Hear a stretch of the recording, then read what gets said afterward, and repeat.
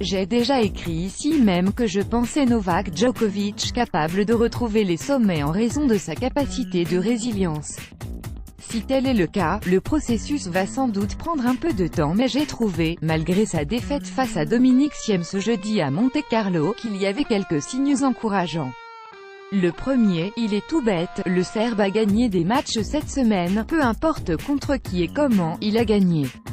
Ce fut en l'occurrence contre Dusan Lajovic, son compatriote, visiblement paralysé par le cadre majestueux du Monte-Carlo Country Club et l'identité de son adversaire, puis face à Borna Koric, l'un des hommes en forme du moment, maîtrisé en 2 sets serrés.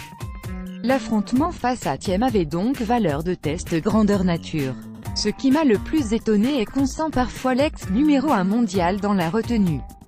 Au service notamment, où il recherche vraiment le relâchement et les zones plutôt que la vitesse.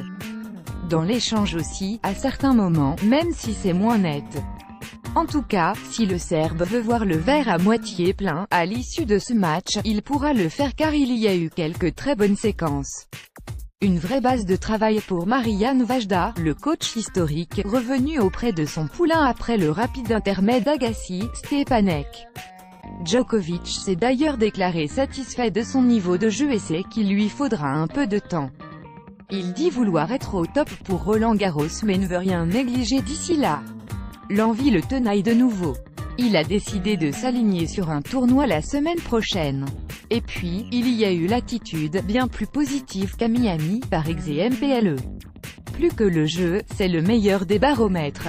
Djokovic semble reprendre goût à ce qui fait sa vie, le tennis de haut niveau. On a vu des sourires, des gestes d'encouragement, des félicitations à l'adversaire, de la rébellion. Il n'a pas serré la main du juge de chaise Carlos Bernardes, bref de la vie, de l'envie, et loin du joueur totalement perdu de la tournée américaine. Il eût été intéressant de voir Djokovic se frotter à Rafael Nadal en quart de finale. Histoire d'en savoir encore plus. Car l'Espagnol, lui, a repris son rythme d'ogre de la terre. Son opération reconstruction, l'Espagnol l'a menée il y a bien longtemps déjà. Avec le succès que l'on sait, un exemple à suivre pour Djokovic. Jeu décisif prend quelques jours de